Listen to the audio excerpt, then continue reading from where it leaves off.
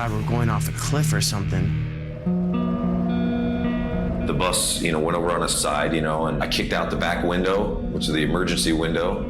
I don't know what it was, 15-degree weather outside. We're all in our underwear. I just started freaking out, and I just knew instantly that something was horribly wrong. I could hear everyone else screaming and crying, but I didn't hear Cliff's voice. But it was all kind of odd because we were standing there going like, where's Cliff? And turn around, I could see Cliff's feet sticking out from underneath the bus. There's no movement, there's no nothing. And that was just something that I'll never forget. The vision is just, it's burnt into my mind.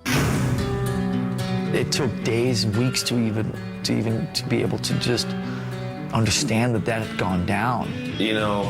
It's one of those things you relive over and over. You think so much about, and you try and change it in your mind. It was so surreal because death and mortality, that was not part of the gig, you know what I mean?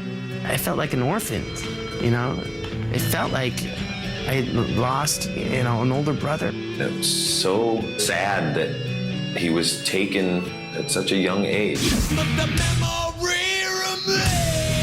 Shortly after his funeral, we all decided Cliff would be the last one to say, let's give up. That would have pissed him off, immensely. We had to keep going because it was the only thing we knew.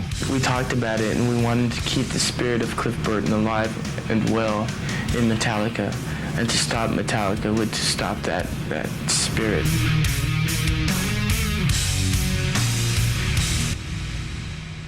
Coming up, Metallica fills the void. This is the new right here. Mr. Jason New Kid on bass guitar. They hazed the hell out of that guy. It was far from easy. And later, group therapy. The higher we ascend, the more challenging it will be. We were all off in our own little childish worlds, so we needed that help. Next on When Metallica Ruled the World.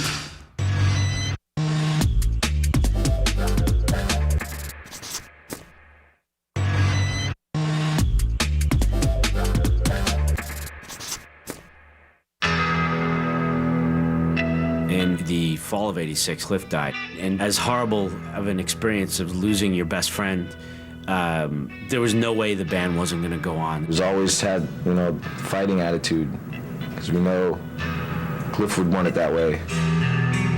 We just jumped in and started auditioning, calling around, checking in with people like Brian Slagle. I said, well, I think I have the guy for you, Jason Newsted. Of course, his favorite band in the world is Metallica. When I went in for my audition, I'm like, oh, holy crap.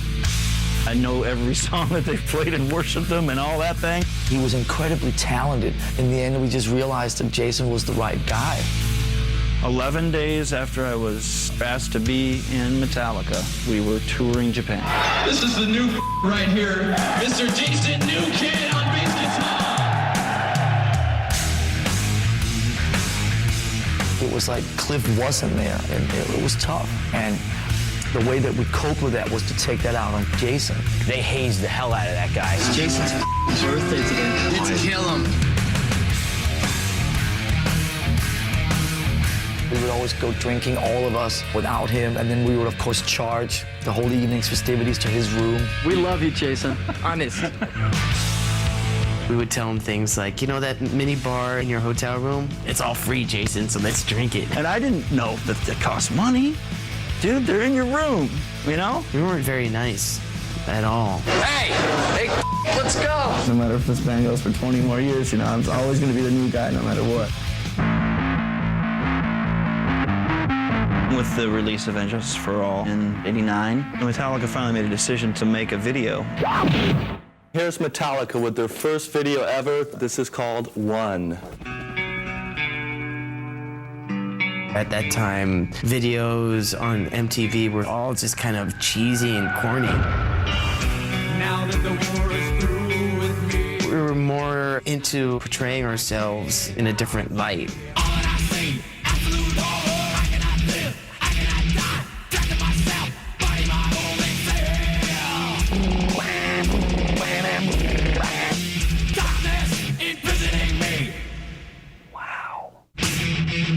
television had the power to show the people what Metallica looked like and sounded like and make it almost a household name. When the One video came out, it exposed millions of new people to Metallica.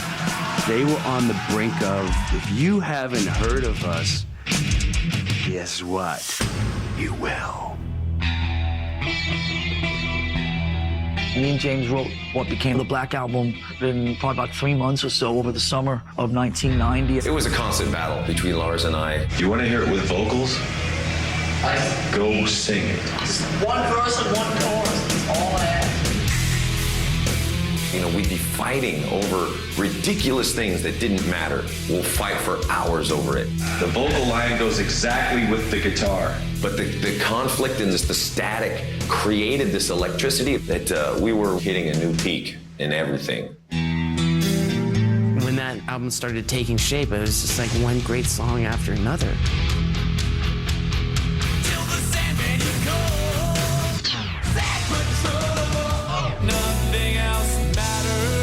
From a production and songwriting point of view, it was a departure from all the albums they had done.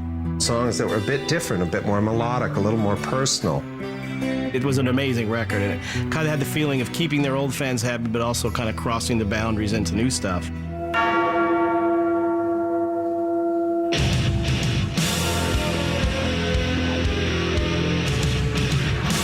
Black Album was released in August of 1991. The metal world was lined up in the streets in the middle of the morning, waiting for a record store to open. The Black Album came out, debuted #1, and it was just a combination of, an amazing album, the right time, the planets just all aligned themselves properly. You guys expecting your album to do what it did, and were you blown away? No, actually, I was expecting it to do a lot better.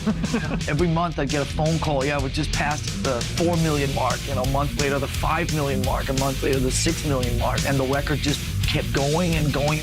After like the third or fourth single, I just thought, when's it gonna stop? But it never really stopped. It was craziness. That was really the time where you thought, okay, this band is the biggest band in the world, because everywhere you went, you heard Metallica. We were just totally saturating airwaves. 40-minute music marathon, enter Sandman from Metallica. If it wasn't the airwaves, it was, the TV waves. Metallica rule. Yeah. If it wasn't the TV waves, it was like the media. We were on front covers of magazines, and it was just everywhere. You had people in Russia. You had people in China. There's people on satellites jamming to Metallica. I remember one time, dude sends a video. It comes on the screen, and you're inside the cockpit of a spacecraft. You see these dudes come floating into the picture, right? And you hear music come on, and it's Metallica. And he takes his hands, and his hands come up, and he's got Justice in one hand, and he's got the Black Album, and he goes.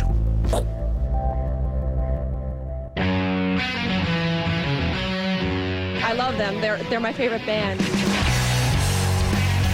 We started noticing that there would be many more females showing up at the gigs. A lot of chicks. Looks like 50-50. That's the sign of making it. We got to a point where we would tell our tour manager, when we go off stage, we want you guys to have the showers running and girls in there ready and willing to bathe us. They became known as tub tarts. The guys on the crew would go out and ask young, willing females if they're willing. The opening line would be, "Would you mind getting your hair wet?" We'd get off stage, hop in the shower, and voila, there'd be like, girl in there, sometimes 2, sometimes 14. Whoever was in the shower last would get the not so good looking ones, I'd be lying to you if I said it wasn't pretty fun. Might sound stupid, but how many in here don't have the new album?